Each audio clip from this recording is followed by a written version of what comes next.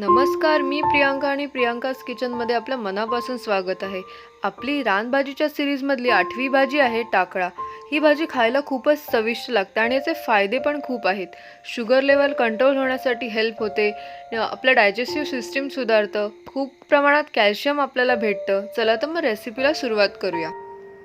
ही टाकळ्याची भाजी आहे. ही टाकळ्याची भाजी सुद्धा रानभाजी आहे. ही सर्वांनाच तशी ओळखता येते. बऱ्याच जणांना टाकळा माहिती आहे, पण काही लोकांना साफ कसं करायचं, कशी भाजी करायची ही माहिती नाही. मी आज मला साफ कशी करायची आणि भाजी कशी करायची हे दाखवते. हे बघा, ह्या झाडाची फक्त अशी पानच घ्यायची आहेत. ही भाजी कोवळी आहे, पण तरीही पानच घ्यायची असतात. हे बघा, हे असं घेतलं की तरीही ती निघून येतात. ही भाजी साफ करायला तसा काही त्रास नाहीये. ही बिना केमिकलची भाजी आहे, त्यामुळे ही भाजी पावसाळ्याच्या सीझनला सगळ्यांनी खावी. टाकळ्याच्या भाजीला लागणारे साहित्य: हा इथे मी बारीक चिरून घेतलाय टाकळा, कांदा, मीठ, तिखट, लसूण, हळद, हिंग, तेल. मी भाजी ही 2 ते 3 वेळा स्वच्छ धुवून घेतली आणि त्यानंतर चिरून घेतले. आता ही भाजी खरं तर वाफवली किंवा उकडली तर त्याचे सगळे सत्व निघून जातात. आपण काय करायचं, आपल्याला सत्वही पाहिजे, कारण त्या भाजीला पौष्टिकता पण आहे, तो आपल्याला घ्यायचा आहे. आपण एक थोडंसं अर्धा चमचा मीठ टाकूया आणि ती चुरून घेऊया, म्हणजे ती शिजायला थोडी लवकर शिजते.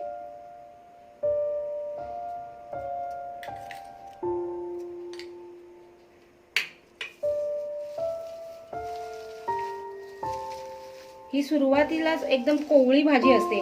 जरा थोडी जून झाली ना की तर ती मग आपण वाफवून वगैरे घेतली तर चालते, पण सुरुवातीला अगदी कोवळी असल्यामुळे ती न वाफवताही आपण करू शकतो.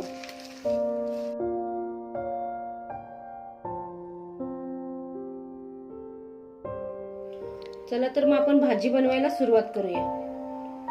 इथे आता 3 ते 4 चमचे तेल टाकणार आहे. तेल तापलंय, आता त्यामध्ये आपण 7 ते 8 पाकळ्या लसणीच्या टाकूया. या भाज्यांना जरा लसूण जास्त टाकायचे असते, म्हणजे जरा टेस्ट येते ह्या भाजीला.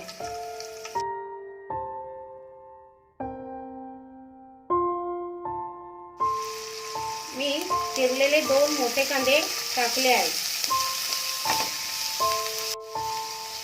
यात आपण कांदा चांगला परतून घेऊया. त्यामध्ये आपण हिंग टाकू. अर्धा चमचा मी हिंग टाकलाय. 1 चमचा हळद, 2 चमचे तिखट. इथे तुम्ही मिरची सुद्धा वापरू शकता किंवा तिखट आहे, पण तिखटाने चांगली चव येते. हे चांगलं परतून घेऊया.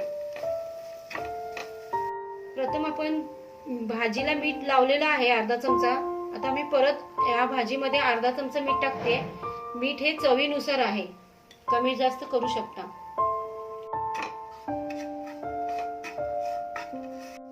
आपण हे सगळं परतलंय, त्याच्यावर भाजी टाकूया.